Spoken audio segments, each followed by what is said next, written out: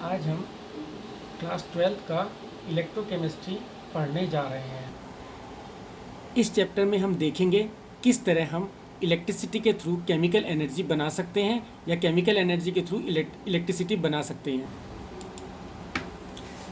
पहली डेफिनेशन आती है हमारी इलेक्ट्रोकेमिस्ट्री की। It is the branch of chemistry which deals with the reactions between electrical and chemical changes. Electrochemical reactions जो होती हैं ये वो रिएक्शंस होती हैं जो केमिकल एनर्जी को इलेक्ट्रिकल एनर्जी में और इलेक्ट्रिकल एनर्जी को केमिकल एनर्जी के में बदलने के काम आती हैं। इलेक्ट्रिसिटी सॉलिड और लिक्विड दोनों में ही कंडक्ट होती है।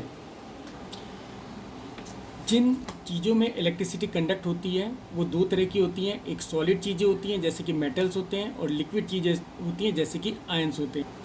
इसी प्रकार मेटेलिक कंडक्शन भी दो तरह के होते हैं। एक होता है मेटेलिक कंडक्शन जो मेटल के थ्रू होता है, और दूसरा होता है इलेक्ट्रोलाइटिक कंडक्शन जो कि सॉल्यूशंस के थ्रू होता है। मेटल्स के थ्रू पास होने पर कंडक्टर में कोई चेंज नहीं होता है, इसलिए इस तरह के कंडक्टर को हम मेटेलिक कंडक्टर कहते हैं, और कंडक्शन हमारा मेटेलिक कंडक्शन कहलाता है। ये कंडक्शन इलेक्ट्रॉन की मदद से होता है, इसलिए इसको इलेक्ट्रॉनिक कंडक्शन भी कहते हैं। दूसरा होता है इलेक्ट्रोलाइटिक कंडक्शन। इलेक्ट्रोलाइटिक कंडक्शन में हम सॉल्यूशंस लेते हैं। इन सॉल्यूशंस में आयंस होते हैं। आयन डिकम्पोज कर जाते हैं, और इन आयन के डिकम्पोजिशन से जो आयन की मदद से जो कंडक्शन होता है वो हमारा इलेक्ट्रोलाइटिक कंडक्शन होता है, और इस तरह कंडक्शन को हम इलेक्ट्रोलाइटिक कंडक्शन बोलते हैं। मेटेलिक कंडक्शन को डिपेंड करने के लिए बहुत सारे फैक्टर होते हैं, जैसे कि मेटल एटम का साइज़। जितना बड़ा मेटल का एटम होगा उतना ही उसमें कंडक्शन कम होगा। अगर मेटल एटम का साइज़ बड़ा होगा तो उसमें जो वैलेंस इलेक्ट्रॉन आसानी से मूव कर सकता है, इसलिए उसका कंडक्शन ज़्यादा होता है। कंडक्शन के लिए वैलेंस इलेक्ट्रॉन भी रिस्पॉन्सिबल होते हैं।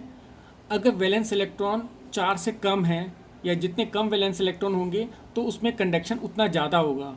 ज़्यादा इलेक्ट्रॉन से कंडक्शन कम होता है वैलेंस इलेक्ट्रॉन से। इसी तरह टेम्परेचर भी बहुत फ़र्क डालता है। Temperature on increasing temperature metallic conduction decreases, क्योंकि टेम्परेचर इंक्रीज़ करने से काइनेटिक एनर्जी बढ़ जाएगी, जिससे ऑक्सीलेशन बढ़ जाएंगे, और ऑक्सीलेशन बढ़ने के बाद जो है इलेक्ट्रॉन्स जो है वो रिपेल होंगे, और जिनकी वजह से उनका फॉरवर्ड मूवमेंट कम हो जाएगा। इस वजह से टेम्परेचर जो होता है वो मेटेलिक कंडक्शन को डिक्रीज़ करता है। डेंसिटी भी फ़र्क डालती है। कम डेंसिटी होने पर कंडक्शन ज़्यादा होता है। इसी प्रकार इलेक्ट्रोलाइटिक कंडक्शन डिपेंड करता है नेचर ऑफ इलेक्ट्रोलाइट पर, उसके साइज ऑफ आयंस पर, कितने बड़े आयन कितने छोटे आयन बनते हैं, उनकी हाइड्रेशन पर, नेचर ऑफ सॉल्वेंट पर, उनके कंसंट्रेशन पर, और उनके टेम्परेचर पर। सॉल्यूशन के अंदर उसका कंसंट्रेशन, इलेक्ट्रोलाइट का कंसंट्रेशन उसके रेजिस्टेंस पर डिपेंड करता है। रेजिस्टेंस के कारण उसकी कंडक्टेंस होती है। कंडक्टेंस जो होती है, conductance is the reciprocal of resistance, और इसको हम C से रिप्रेजेंट करते हैं, और ये हमारा होता है 1/R, यानी रेजिस्टेंस का उल्टा होता है। और रेजिस्टेंस की यूनिट हमारी ओम है, तो इसकी जो होगी ओम इनवर्स या साइमंस हमारी इसकी यूनिट होती है। इलेक्ट्रोलाइटिक कंडक्टेंस 3 तरह के होते हैं। पहला होता है specific conductance. Specific conductance 1 centimetre cube volume वाले सॉल्यूशन की कंडक्टेंस होती है। स्पेसिफिक कंडक्टेंस इंटेंसिव प्रॉपर्टी है, और ये सॉल्यूशन के अमाउंट पर डिपेंड नहीं करती, और इसको कप्पा से रिप्रेजेंट करते हैं, डिनोट करते हैं। कप्पा जो होता है इसका ये कप्पा जो है कंडक्टेंस और सेल कांस्टेंट के बराबर होता है। C हमारा कंडक्टेंस है, L लेंथ ऑफ कंडक्टर है, A हमारा एरिया ऑफ क्रॉस सेक्शन है, और C को हम 1/R भी लिख सकते हैं। अगर लेंथ 1 सेंटीमीटर है, एरिया 1 सेंटीमीटर स्क्वायर है, तो कप्पा जो है वो कंडक्टेंस ऑफ कंडक्टर के बराबर हो जाएगा। स्पेसिफिक कंडक्टेंस जो होता है वो कंडक्टेंस के बराबर होता है, जबकि दूसरे कंडक्टेंस में 1/अल्फा, अल्फा हमारा जो डिसोसिएशन कांस्टेंट होता है उसके बराबर होता है कंसंट्रेशन के। अब हम देखते हैं कप्पा और कंडक्टिविटी के बीच में क्या रिलेशन होता है। जैसे कि हमें पता है कि रेजिस्टेंस जो होता है वो लेंथ ऑफ कंडक्टर पे डायरेक्टली डिपेंड करता है, ऐसे ही जो रेजिस्टेंस होता है वो हमारा इन्वर्सली प्रोपोर्शनल होता है एरिया ऑफ क्रॉस सेक्शन के। और अगर हम इन दोनों को इक्वेट करते हैं और जो कांस्टेंट को रिमूव करते हैं तो एक रो हमारे पास आ जाता है। रो जो होता है हमारे पास कोएफिशिएंट ऑफ रेजिस्टिविटी है।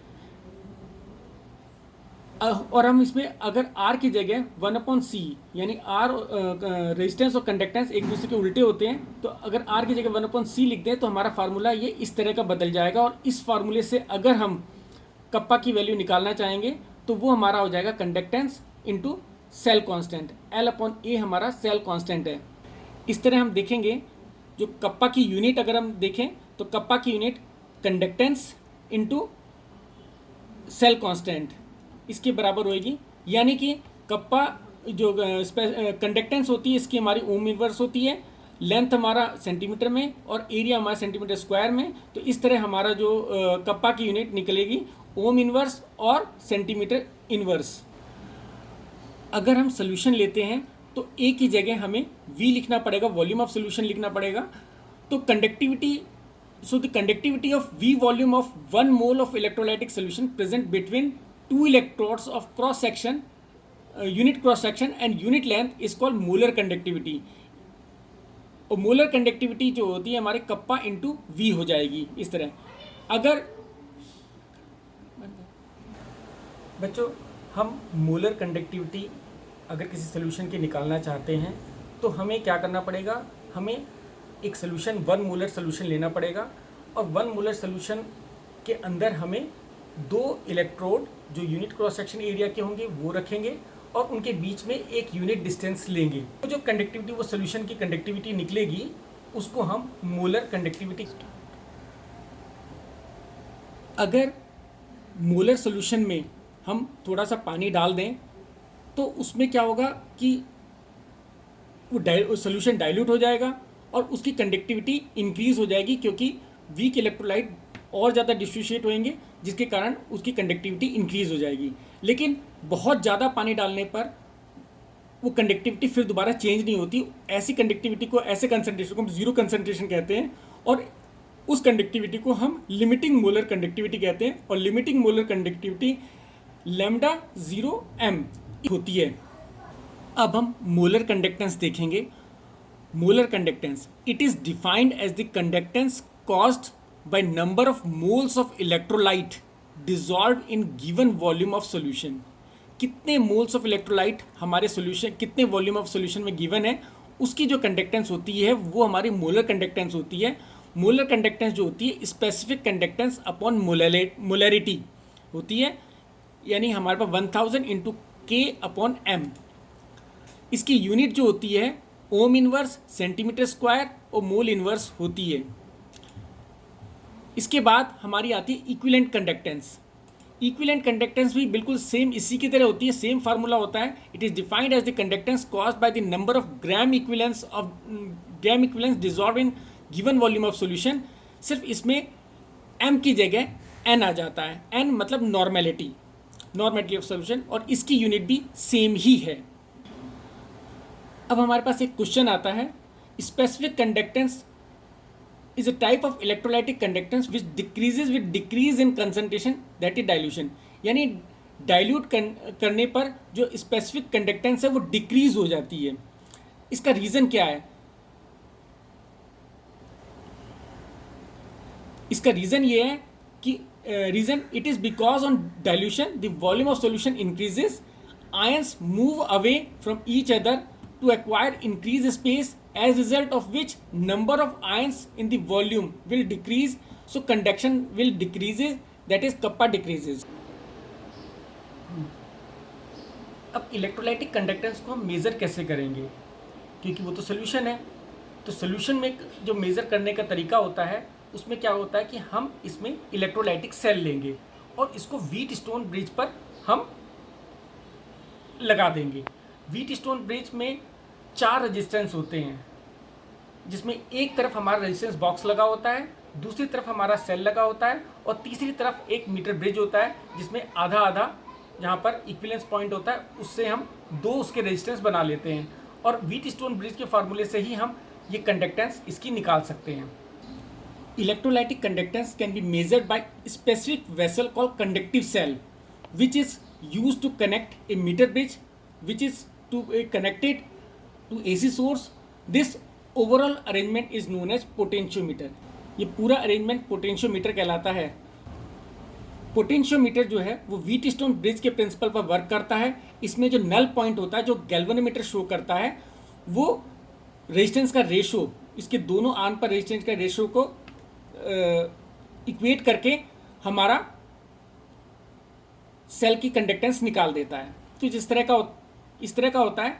यहाँ पर देखो ये एक तार लगी हुई है, ये बीच में गैल्वेनोमीटर होता है जहाँ से नल पॉइंट निकाला जाता है, और यहाँ पर एक रेजिस्टेंस बॉक्स होता है जिसका रेजिस्टेंस फिक्स्ड होता है, इसको हम चेंज भी कर सकते हैं। और दूसरी तरफ हमारे पास ये कंडक्टिव सेल होता है, और इसके बीच में यहाँ पर जहाँ पर गैल्वेनोमीटर बिल्कुल नल पॉइंट शो करेगा उसकी रीडिंग 0 हो जाएगी, तो उस पॉइंट को हम मेज़र करेंगे, उस पॉइंट को B लिख देंगे। इसमें जो L आता है वो हमारा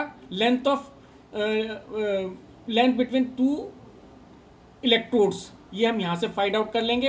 एरिया ऑफ क्रॉस सेक्शन जो हमारा इलेक्ट्रोड का होगा उससे हम ले लेंगे। तो इस तरह हमें व्हीटस्टोन ब्रिज के थ्रू हम कंडक्टिविटी फाइंड आउट करेंगे। तो व्हीटस्टोन ब्रिज का प्रिंसिपल ये है, देखो यहाँ पर 4 रेजिस्टेंस है, यहाँ पर कंडक्टिविटी सेल लगाया था हमने, ये हमारा रेजिस्टेंस बॉक्स वाला रेजिस्टेंस है, और एक हमारा पास BC जो मीटर ब्रिज में दो तार में डिवाइड हुआ था, AB डिस्टेंस ये और BC का डिस्टेंस ये। हमारा जो अननोन रेजिस्टेंस है वो हमारा RS यानी कि कंडक्टिविटी सेल वाला रेजिस्टेंस होगा। तो RS अपॉन R यानी ये आर्म और ये वाली आर्म BC अपॉन AB, तो इससे हम RS की वैल्यू इसके थ्रू निकाल लेंगे। कंडक्टिविटी सेल हमारे पास इस तरह के और इस तरह के सेल हमारे पास कंडक्टिविटी सेल होते हैं। कंडक्टिविटी सेल के 2 टाइप हैं ये।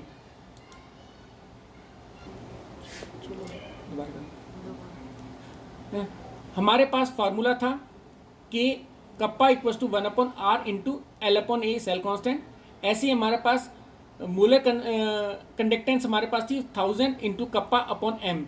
अब यहाँ पर कप्पा की वैल्यू अगर हम ये पूरी लगा दें तो ये हमारी मोलर कंडक्टेंस हमारी निकल जाएगी। L भी यहाँ पर हमारे पास आ गया, A भी हमारे पास आ गया, R भी हमारे पास आ गया, M और ये तो हमारे पास है ही। किसी भी कंडक्टिविटी सेल के लिए सेल कांस्टेंट की वैल्यू एक जैसी रहती है, और सेल कांस्टेंट की वैल्यू निकालने के लिए हमारे पास L/A होता है जो कि हमारे पास सेल कांस्टेंट की वैल्यू हमारे पास निकाल देता है। It is defined as the ratio of the length of conductor to the area of cross section, और इसको G0 से हम रिप्रेजेंट करते हैं। L हमारा सेंटीमीटर में होता है, A हमारा सेंटीमीटर स्क्वायर में होता है, तो इसकी यूनिट हमारे सेंटीमीटर इन्वर्स होती है। और इसकी मदद से हम जो कप्पा का कैलकुलेट करते हैं, कप्पा जो हमारा होता है वो कंडक्टेंस इनटू सेल कांस्टेंट होता है। अब तक हमने जो फार्मूले देखे हैं इस चैप्टर में, वो एक तो हमारा है ये वाला resistance equals to rho upon L upon A। दूसरा हमारे पास कप्पा वाला फार्मूला है, कप्पा 1/रो या G इंटू L/A, ये हमारा दूसरा फार्मूला है। और इसके बाद हमारा सेल कांस्टेंट जो अभी मैंने बताया उसका फार्मूला है, ठीक है, और हमारा मोलर कंडक्टिविटी के फार्मूले हैं। तो ये हमारे पास कुछ फार्मूलेज हैं। यहाँ पर एक बात और है कि हर मेटल की कंडक्टिविटी अलग अलग होती है, हर मेटल की कंडक्टिविटी अलग अलग होती है, और वो अलग अलग टेम्परेचर और प्रेशर पर होती है। डिफरेंट मेटल की कंडक्टिविटी यहाँ पर दे रखी है टेबल में, ये टेबल आपको बुक में मिल जाएगी। यहाँ पर हमारा फर्स्ट पार्ट ख़त्म हो जाता है। फर्स्ट पार्ट में जो न्यूमेरिकल हैं उन्हें आप करेंगे, मैं कुछ न्यूमेरिकल आपको भेज दूंगा, उन न्यूमेरिकल को ट्राई करेंगे और करने की कोशिश करेंगे। फार्मूले सिर्फ यही लगेंगे जो हमने दिखाए हैं। धन्यवाद।